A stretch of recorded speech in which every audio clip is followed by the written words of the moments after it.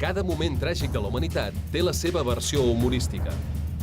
Durant el setge de Barcelona de 1613 a 1614, el sentit de l'humor no va desaparèixer entre els assetjats, malgrat les dificultats de tota mena que van patir.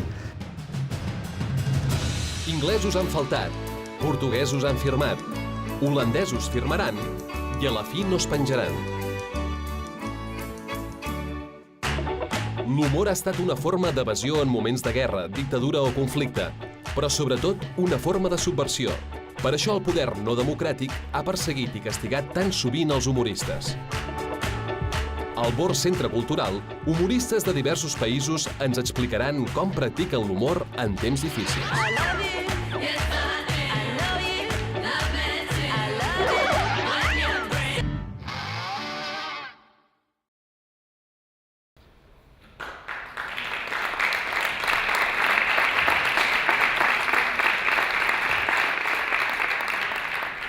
Bona nit, benvinguts a la segona sessió de Born Humor, d'aquest cicle de conferències que hem anomenat Humor en temps difícils i en el que convidem humoristes que han intentat o han hagut de fer la seva feina en situacions complicades, en situacions de guerra, de conflicte, de dictadures, etc.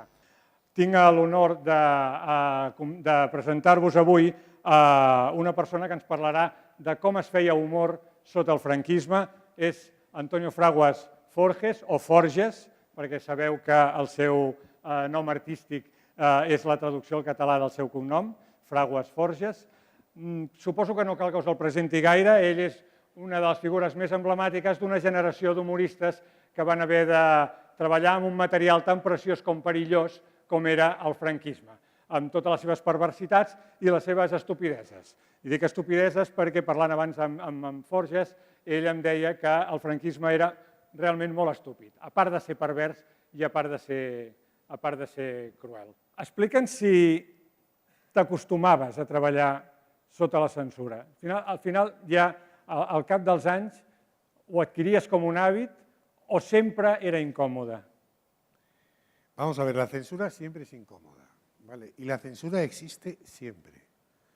En los estados totalitarios, la censura la ejerce el derecho del gobierno o los derechos que marca la censura a través de sus representantes. ¿Qué es lo que ocurre? Que en esos momentos pues hay unos señores que son políticos, que están elegidos a dedo generalmente, etcétera, y que dicen esto no se puede decir, esto sí, esto no se puede decir, esto sí, esto no, esto no, así. Cuando ese estado totalitario se convierte en una democracia, los señores que dicen esto sí y esto no son otros, pero siguen existiendo. Por ejemplo, en una democracia las censuras las ejercen los poderes económicos a través de empresas que se anuncian en los medios de comunicación. Y si esas empresas meten caña humorística, por ejemplo, a esas empresas en los medios de comunicación, los dibujantes automáticamente está el lío formado o el humorista está liado. No ocurre así en el mundo anglosajón porque una de las gabelas que tienen las empresas grandes es que los humoristas han tenido tradicionalmente toda la vida un eximente a la hora de ser juzgados que los romanos llamaban el animus iocandi. O sea, no es que esto lo ha dicho con ánimo de hacer reír. Claro, ¿qué ocurría en aquella época? Que para poder trabajar había primero que crear una complicidad con el lector. Pero claro, no se podía crear a base de términos absolutos, porque lo que tenías que decir, lo tenías que decir de una manera medias tintas, medias palabras, que se leyera entre líneas, y entonces se creaba un eufemismo, que era un lenguaje que se entendía perfectamente, pero no podían los censores decir nada. ¿Vale? Por ejemplo, yo os voy a enseñar un chiste que he tenido la suerte de poderlo publicar, que lo tenía pensado hace muchísimos años, que no se podía publicar en aquella época, y en cuanto tuve ocasión, lo publiqué.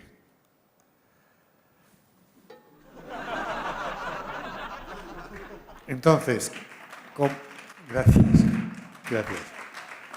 Bueno, como veis, pues es Franco, que está ahí, tiene su cinturón, su fajín de general, Y fijaos bien que está haciendo de Marilyn en una alcantarilla donde hay ojos debajo, que era, claro, todas las personas represaliadas, detenidas, etc.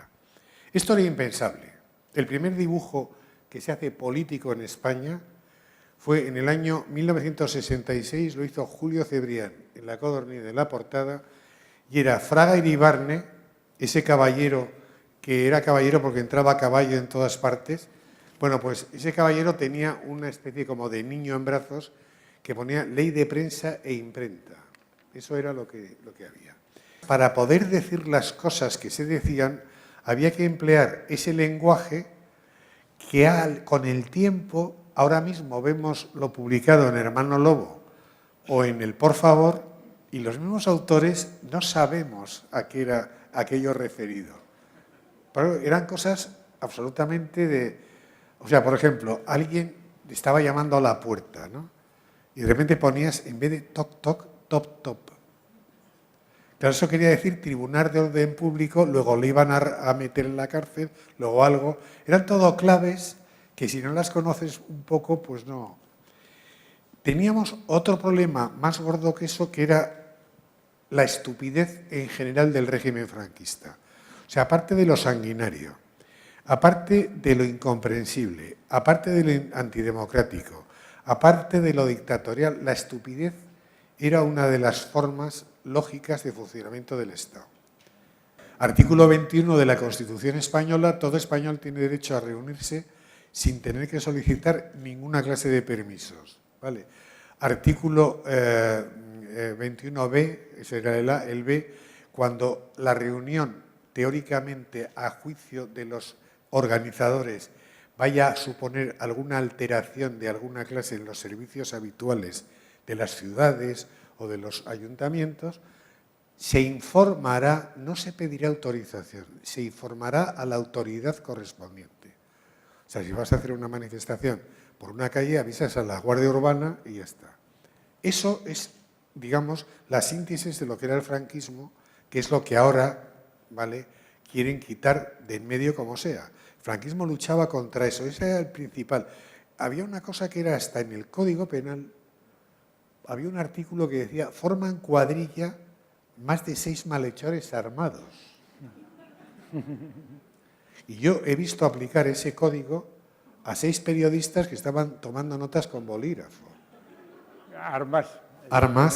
En todas las conferencias, en ese asiento de allí, que afortunadamente está vacío, que era la primera fila siempre a la derecha, ¿vale?, de los espectadores, estaba el delegado gubernativo. El delegado gubernativo era un señor como el inspector Gatchet, igual, gabardina, sombrero, se quitaba el sombrero, lo ponía en las rodillas y empezaba a escribir lo que ibas diciendo. Y muchas veces llegaba al final de la conferencia y tú veías que la gente se había quedado con ganas de... Y entonces, ¿qué se hacía? Lo que se hacía era que se decía: bueno, y ahora vamos a pasar a un turno de preguntas. Y automáticamente, muchas veces, el delegado gubernativo se levantaba y decía: perdón, no está eso siempre, perdón, no está autorizado el coloquio. Vale. Entonces yo decía: vale, pues entonces vamos a la segunda parte de mi conferencia, que se llama Mi experiencia en los coloquios. Y entonces yo mismo me preguntaba, fijaos qué chorrada, y a mí no me pasaba nada. Y me preguntaba más o menos lo que me iban a preguntar, porque casi siempre se pregunta lo mismo, ¿no? Ibas por la calle, y si hay alguno por aquí de quintas superiores se acordarán, en verano, si llevabas camisa, ¿vale?, camisa, esto, ¿vale?, tenías que llevar corbata y chaqueta. Entonces podía darse el caso que tenías que ir a una boda o lo que fuera y hiciera un calor de negros. Entonces con 40 grados de temperatura tenías que ir con corbata y chaqueta por la calle. Lo normal es te quitas la corbata, te quitas la chaqueta y vas andando. 50 pesetas de papel de pagos al Estado de multa. Y se va usted al estanco a comprarlas. Y yo me quedo con la chaqueta hasta que usted vuelva. Eso me lo han hecho a mí. O sea, es el colmo de la estupidez total y absoluta. Y luego hay cosas muy curiosas, porque el fenómeno de la censura en el cine, esto es una cosa que mucha gente no sabe.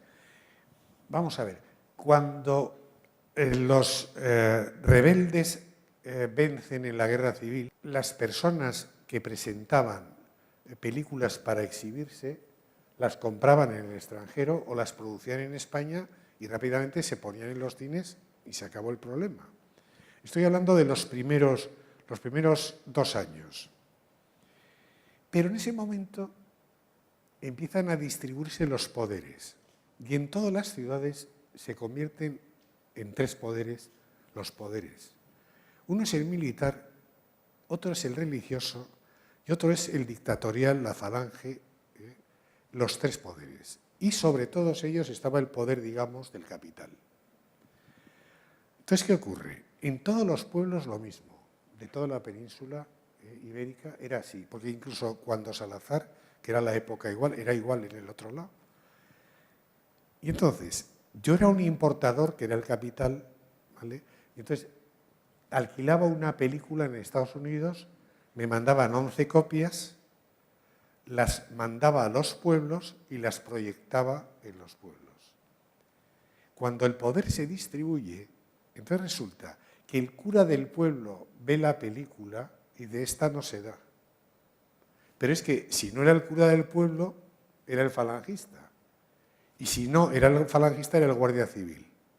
Entonces era un mare magnum porque el poder quería explotar ese dinero del cine y no lo podía explotar porque el albedrío de unos señores y en cada sitio distinto impedía que esa explotación dineraria se pudiera llevar a cabo. ¿Qué hace, perdón un segundo, qué hace el Estado franquista? Coge y copia la legislación de censura estadounidense para que toda película que se importara y llevara el cartón de importación, ninguno de los 3 estamentos pudiera intervenir, porque estaba así autorizada. Y es por eso por lo que se hace la censura. Pero la censura inmediatamente, los 3 estamentos se suben al carro de la censura y entonces censuran in situ. O sea, la película la censuran ya allí mismo.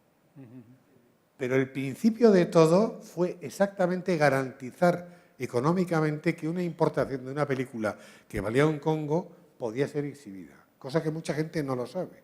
O sea que siempre va a caballo una cosa de la otra. Acaba el franquismo i la censura, de fet, continua. Bueno, tu vas publicar Los 40 anys, que són això d'aquí que t'explicava abans, que és una història del franquisme, que la vas publicar l'any 76, em sembla. I tot i que ja el dictador ja s'havia mort, aquesta obra va tenir molts problemes, ¿no? Sí, sí, sí. O sea, por ejemplo, hay una cosa que mucha gente no sabe, que Franco salió 2 veces de España. Una vez a Portugal y otra vez salió a Montpellier, donde le recibió en su vagón de tren el mariscal Pétain, ¿vale? El nazi jefe, digamos, de los franceses, y continuó hasta Bordigliera, prácticamente en el primer pueblo de Pasado Niza de Italia, y se entrevistó con Mussolini, que por cierto las fotos de allí, de esa entrevista, llevaba Franco la Cruz de la Annunziata, que era la máxima condecoración fascista que le había dado Mussolini, y luego en todas las fotos posteriores a la guerra, en todas las reproducciones, estaba borrada la condecoración. Claro, porque ya no vendía. No vendía. Exactamente. Bueno, pues en ese viaje en Montpellier, Franco le pegó una brasa a Pétain sobre la situación de la cristiandad en el momento, que cuando acabó y Franco se bajó del tren, Pétain dijo: este Franco es un pesado y se cree además que es la Virgen, que es la Purísima Concepción. Yo en la historia, en los 40, pinto a Franco bajándose del vestido de la Purísima Concepción. Claro, y entonces se produce un fenómeno. El capitán general de Burgos se pone los guantes blancos, coge el coche oficial, se planta en Madrid, en el Ministerio del Ejército de la época, porque no había defensa aún, da un puñetazo encima de la mesa, pone los 40 años encima, abre y dice: mirad esto. ¿Y qué dice? Pues nada, que lo ha vestido de la Virgen. Y dice: ¿cómo hacemos? ¿No? Porque ¿cómo le voy a acusar a alguien que le ha vestido de la Virgen María? No se puede. Entonces empiezan a buscar, esto lo sé porque una de las personas que estaba oyéndolo me lo contó luego, ¿no?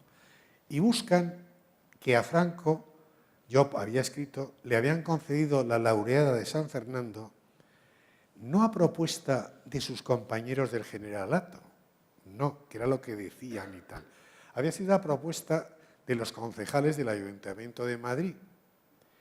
Como ya en aquella época y tradicionalmente los concejales del Ayuntamiento de Madrid son un grupo político y profesional absolutamente desprestigiado, pues aquello, hasta en aquella época, era malísimo que te concedieran a propuesta una condecoración. Esto que ha puesto aquí, esto es mentira, fuimos nosotros los... Vale. Entonces, curiosamente, me mandan un motorista con una citación que solo le faltaban los atambores, pero tapados de esos purrún, popón, popón, popón, popón, de la ejecución. Sí. Y dice, preséntese inmediatamente en el juzgado militar número no sé cuántos. Y allí no había cáscaras, ni abogados, ni nada, ojo. Llego allí y me encuentro que el coronel que me iba a tomar declaración había sido mi capitán en la mili. Y me dijo lo primero, hombre, Fraguas, ya sabía yo que usted iba a acabar mal. O sea, para prepararte. Bueno, entonces me dice, mire, esto es una cosa muy grave, aquí ha pasado esto, usted ha dicho una cosa que es un infundio. Digo, hombre, tampoco es tanto infundio que los concejales pidieran la cruz laureada, o sí es un infundio, le decía yo. Bueno, no es un infundio, pero que no es cierto, no se atiene. Digo, bueno, es que eso es lo que figura en el expediente de petición de la laureada, que son los concejales del Ayuntamiento de Madrid. Eso vamos a verlo ahora mismo. Ordenanza, y viene una ordenanza. Cójase la moto y váyase corriendo hace una nota, se va al ministerio, al Archivo Histórico Militar, y tráigame el expediente de concesión de la laureada a su excelencia, el jefe del Estado. En ese momento se levantó, bajó la cabeza y se volvió a sentar. ¿Vale? Tú ya pensando, Yo digo, ¿por qué ya se me ocurriría hablar de la laureada de San Fernando? ¿No? No, hablar de cualquier otra de cualquier cosa, otra del lazo cosa, de Isabel la claro, Católica. lo que fuera, es igual. Se va el motorista y entonces empieza como Misión Imposible, la misma música, o más fácil aún, Expediente X. Tararararara. Y yo allí digo, verás tú porque este agarra y dice, al lugar al trullo. Y además no te dejan ni ir a casa por ropa ni nada, ni libros ni nada. Total, que viene el motorista con un legajo enorme, abre, porque usted, Fraguas, sabía yo que usted iba a acabar mal. Porque ustedes se han creído que esto es jauja, y esto no es jauja. Estoy hablando del año 1977. Y aquí, por ejemplo, ve usted como claramente, a propuesta de los concejales del Ayuntamiento de Madrid, dice, pues tiene usted razón. Y me dice, vale, pues ahora se va usted a su casa y no puede salir de España sin autorización militar. Le digo, a las órdenes de Usía, mi coronel, me voy a mi casa y a los 2 días nos fuimos a Marruecos. No pasó nada, claro. Vuelvo y me vuelven a llamar. Y entonces me dicen, bueno, ha salido un decreto de amnistía, dice el coronel, y le vamos a amnistiar. Digo, vale, pero primero me tendrán que decir qué delito he cometido y luego ya me amnistían. No, esto no. Digo, pues mire, yo no me dejo amnistiar. O sea, que o me juzgan o me dejan en libertad. Pero desde luego lo que no hago yo es... No, es que han dicho que usted está dentro, está incluso... Digo, pero estaré incluso el que haya cometido algún delito. Mi coronel, ¿y usted qué delito he cometido? Dice él, seguro que varios. Digo, no, seguro no, diga usted cuáles. Entonces llega la democracia y después de tantos años disfrazando la realidad, ¿no te pilla com algo de vèrtigo, una mica un vertigen d'imaginar, ostres, ara ja puc dir-ho tot, fins que te n'adones que potser tampoc ho pots dir tot, però... Es que no fue total y absoluto, o sea, no es llegar a un sitio que puedes salir del abismo y ya estás arriba. Es que se trepa. Y trepar se tardaron muchos años en trepar. Empezamos a abandonar, digamos, los escudos del eufemismo y empezamos a asomar la cabeza y a decir las cosas por su nombre. Pero eso llevaba mucho también a que había gente que metía la pata, se precipitaba y vuelta otra vez a empezar.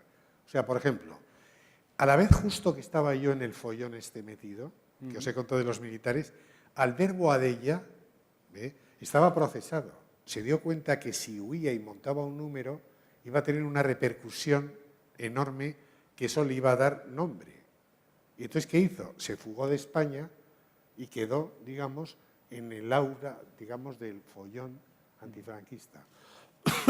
Yo no lo hice, pero claro, yo es que tenía ya 3 hijos y Albert Boadella no tenía ninguno, pero bueno. Pero te quiero decir que yo, en ese momento, había que ir poco a poco haciendo las cosas. Era bastante complicado, porque no sabías por dónde iban a salir.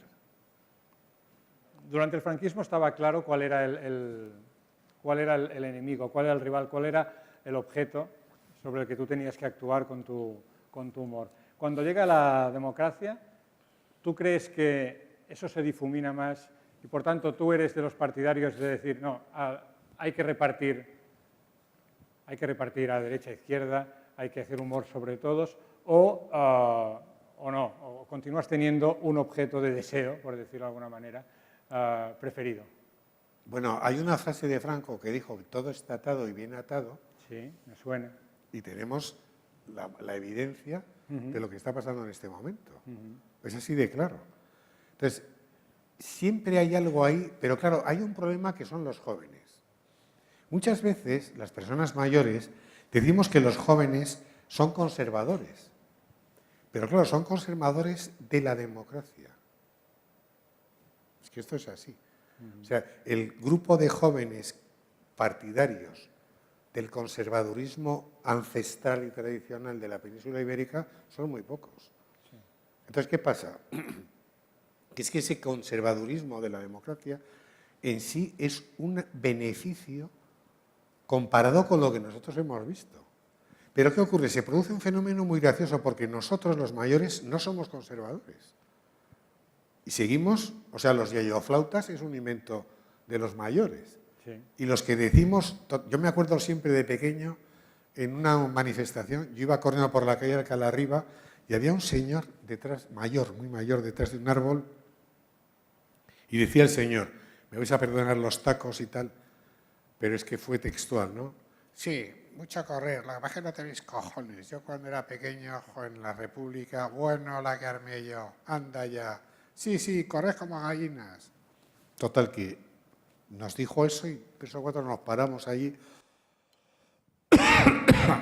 en plan bravío.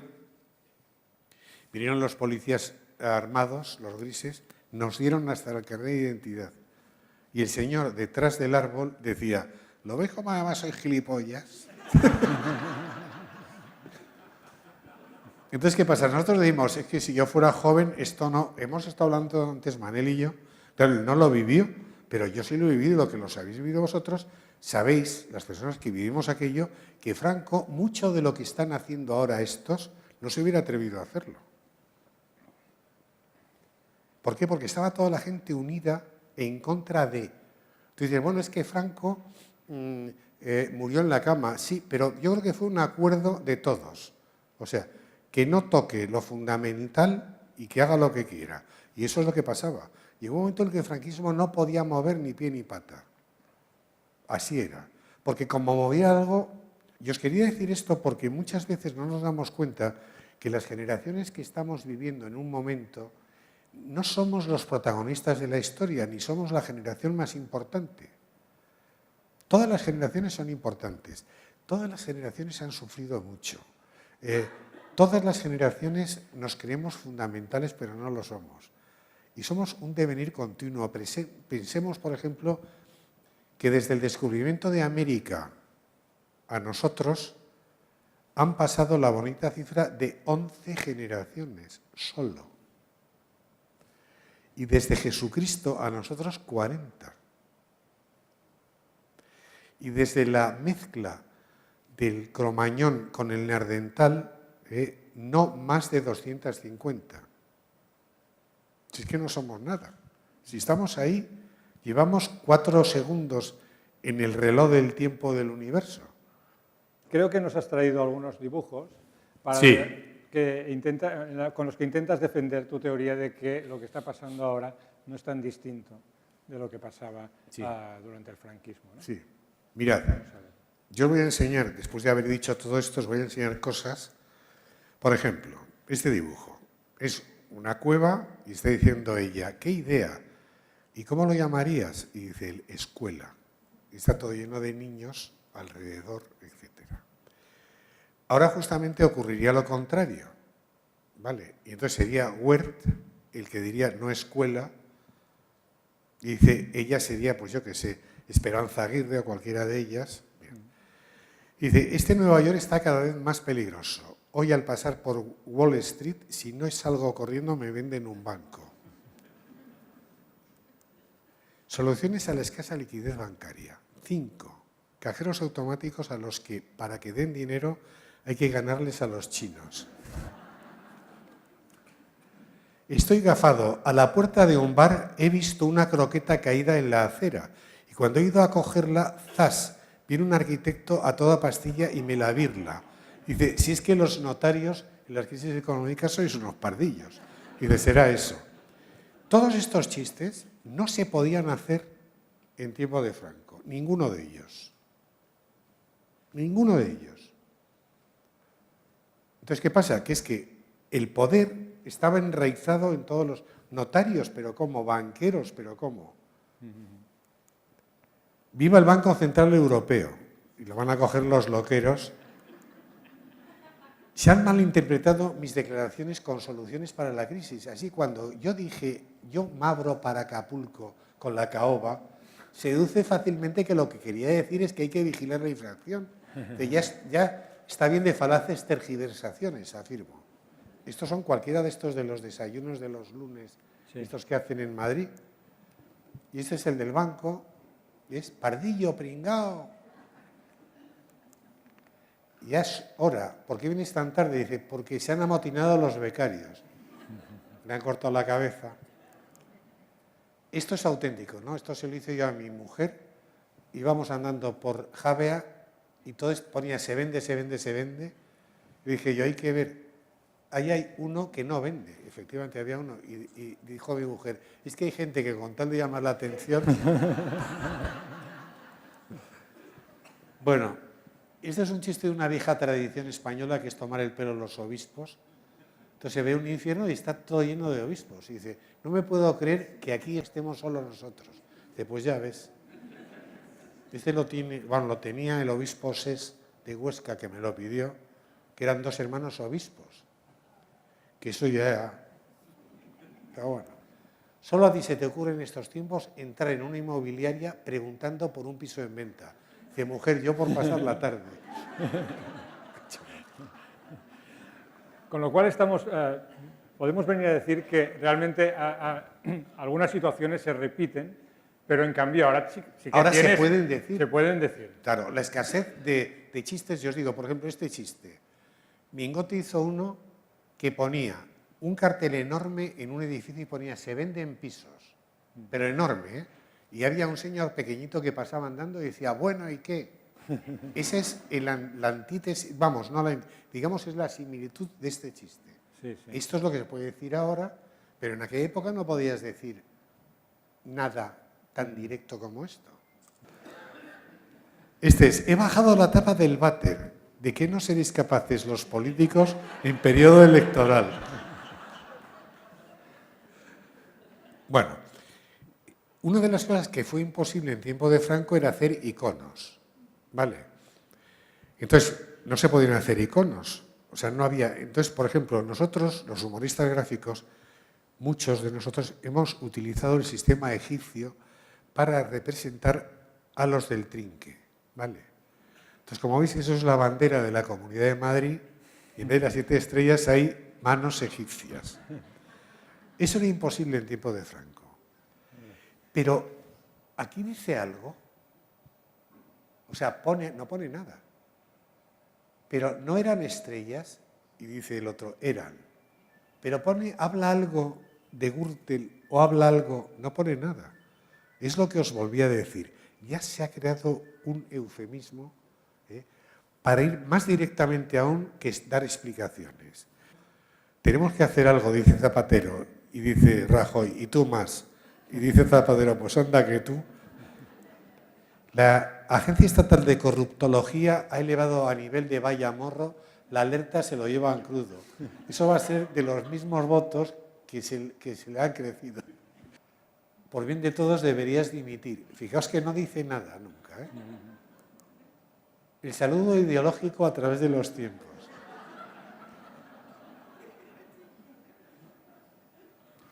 Me mandaron un anónimo. A ti te da más morbo meterte con la derecha que con la izquierda. Quiero decir que cuando gobernaba Zapatero o Felipe González, ¿te salía más de dentro hacer chistes contra el poder o no? ¿O te sale...? Sí, todos los chistes... ¿Sabes lo que pasa? Que hay... En aquella época, por ejemplo, había que dar periodos de gracia, porque lo que se estaba haciendo era muy importante, que era montar un sistema de libertades, ¿vale? Incluso a Suárez, que le dábamos cera, como a todo el mundo, pues se le tenía un cierto, como espérate a ver, no vayamos a lo de siempre. No vayamos a romper la base. Pero claro, cuando resulta que es al revés, o sea, que lo que se está haciendo es desmontando las libertades, pues claro, es que no hay más remedio. Pero que, entre todas las comillas posibles, porque los humoristas no tenemos enemigos, ¿vale? Que sepamos. Bueno, ahora tenemos un problema que es el toque episcopal en España, que es una cosa que tiene mucho problema. Porque además están haciendo que se confunda la Iglesia con eso. Y la curia no tiene nada que ver con la Iglesia de verdad, o sea, la que mucha gente vemos y conocemos. Pues todas esas cosas siempre están ahí y hay que referirlas para que la gente no se olvide. Relájate, consejero, te estás contravigilando. Esto era cuando en Madrid decían aquello, bueno, y aquí también. Sí, sí. Si un día tienes una idea, quieres dar un mensaje sobre lo que sea, pero no se te ocurre nada que sea muy gracioso. En cambio, tienes un chiste que no tiene un chiste absolutamente blanco, ¿cuál eliges para publicar en El País? Yo sé que, mira, los seres humanos tenemos encima de nosotros una cosa de todos, que es una nube que es de todos, que es la creación artística. Y unos tenemos la suerte de que podemos acceder a esa nube y bajar trocitos de esa nube y enseñar trocitos de esa nube a los demás, y otros no tienen esa facultad o no se han preocupado de entrenarse para tener esa facultad. Porque toda persona puede acabar creando artísticamente cosas.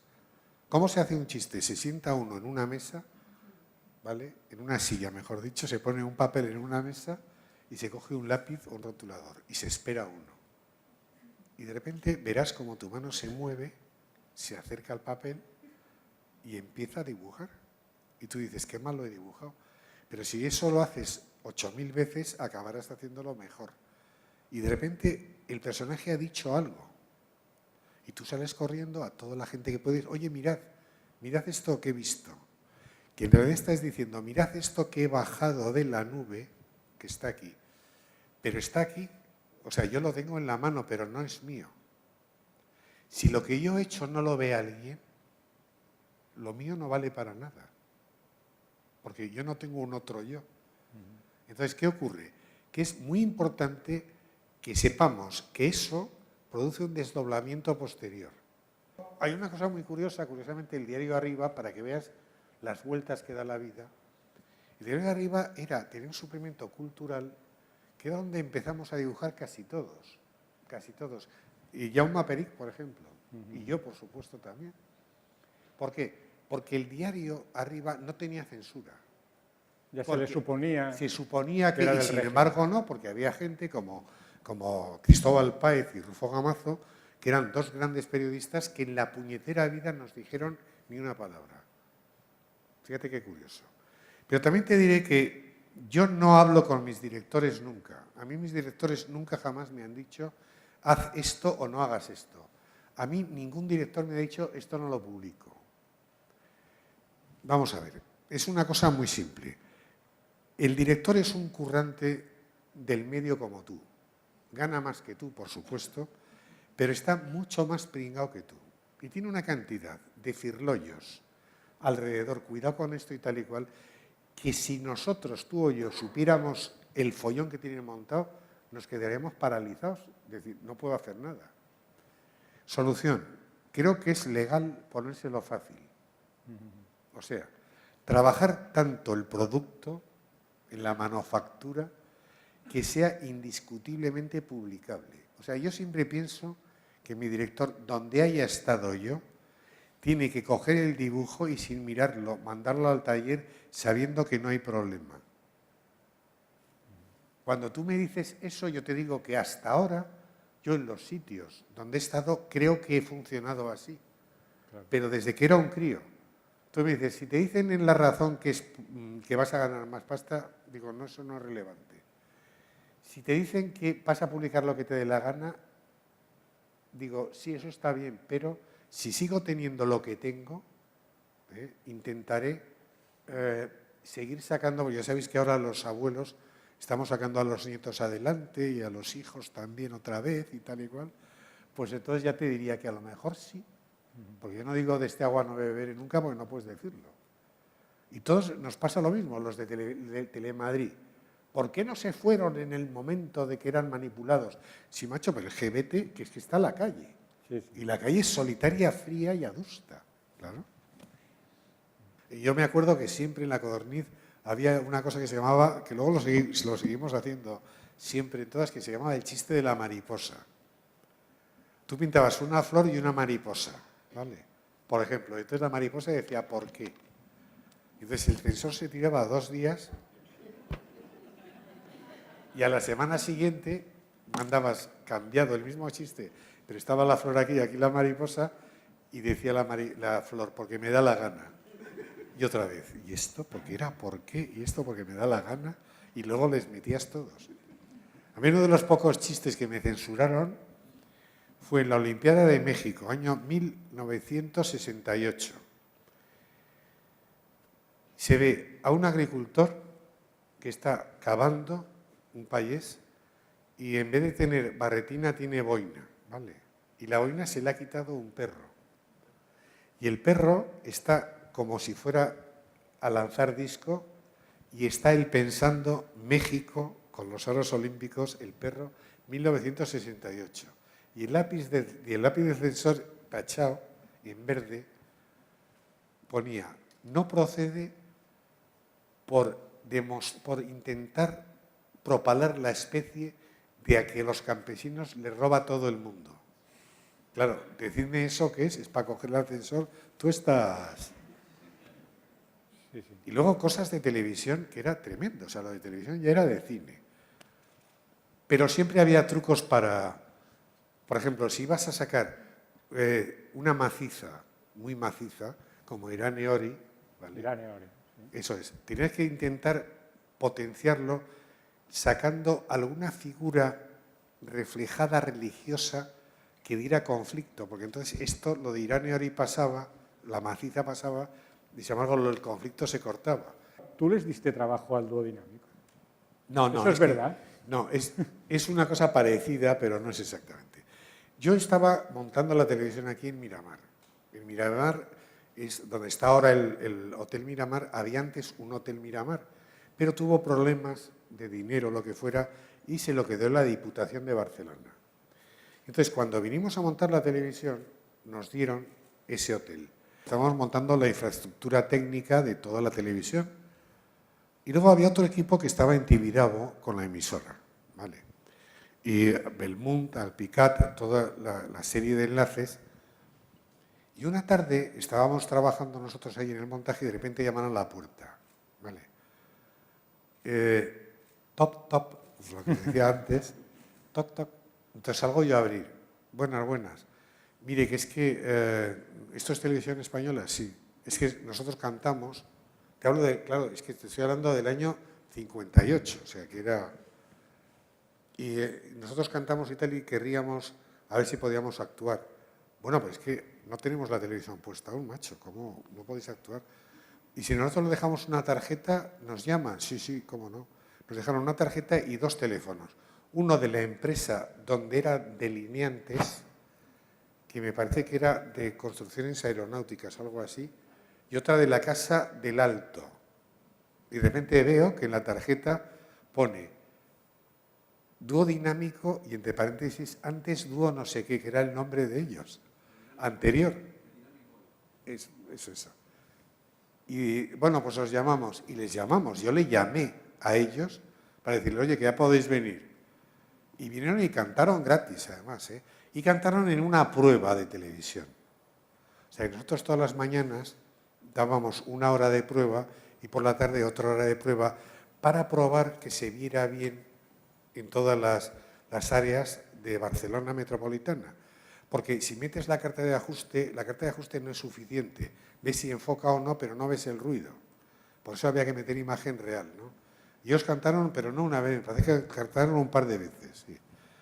Y siempre que nos encontramos, por cierto, Manolo le han curado de la famosa enfermedad y hace ya 5 o 6 años y está el tío encantado.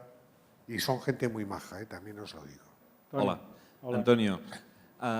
Yo te quería preguntar cómo dominas tan bien o dominabas el lenguaje del funcionariado franquista, porque parece como si, recordando algún chiste de la época, el lenguaje de ese Mariano del bigotito. Bueno, pues mira, es un truco muy fácil. En aquella época esa fórmula era válida. Entonces, ¿qué pasaba? Los humoristas nos dedicábamos a arrinconar el léxico del franquismo. Entonces no podían directamente. Era taparles. ¿Qué es lo que pasa ahora con la frase brotes verdes? Ahora no hay nadie que se atreva. ¿Por qué? Porque ha sido tal el cachondeo que hemos montado que no ha habido manera. Pero allí, por ejemplo, salía un tecnócrata de la época del Opus, ¿vale? Y decía, por ejemplo, hace falta una apoyatura social, ¿vale? Y tú sacabas un chiste al día siguiente que decía la socioapoyatura planificorde y ya le jorobaste el léxico.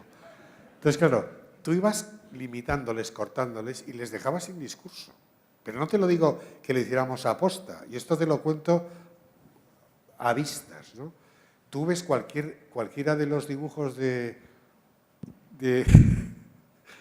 Chumichume y es que es una batalla contra el léxico oficial. O sea, continuamente. Acuérdate aquel que era, ¿cómo era? Las libertades totales son 3. Oír, ver y callar. Claro, cuando estaban hablando allí de las libertades, sí, pero dentro de un orden, que es lo mismo que quieren hacer ahora. O sea, ahora lo que quieren hacer es libertad, sí, pero dentro de un orden. Entonces, tú no puedes insultarle a un policía, pero el policía sí te puede insultar a ti. Tú no le puedes hacer una foto al policía, pero el policía te la hace con la cámara del casco. Tú no sabes quién te ha pegado el porrazo. ¿Te imaginas con el pelotazo en el ojo la pobre señora? Oiga, ¿quién me ha dado el porrazo este y tal? No aparece nadie. Todo eso está ahí escrito. Pero vamos a ver, no es que sea mala fe, que este es el problema tremendo. Ni ahora vamos, no. Es que ellos lo creen natural. Ellos creen que eso es lo normal. Han tenido el poder prácticamente toda la vida. Y eso es lo que hay que hacer. ¿Cómo no voy a ir al inicio del funcionamiento del nuevo sistema y dispositivo para acabar con la huelga de limpieza con una empresa que se llama Traxa a las 4 de la mañana en coche oficial, siendo la alcaldesa? ¿Cómo no voy a ir a mezclarme con los limpiadores con abrigo de visón? Ella no se le ocurre, pero es que no se le ocurre a nadie de los que hay alrededor. ¿Os quejáis en Barcelona de alcaldes? Como digo yo, dadnos el que haya quedado segundo. Para Madrid, venga. Te quería dar las gracias por estar con nosotros, por habernos contado, habernos iluminado sobre ese periodo que creo que no volverá, pero nunca se sabe, viendo lo que vemos. I vaja, a tots vosaltres, moltes gràcies per haver estat amb nosaltres.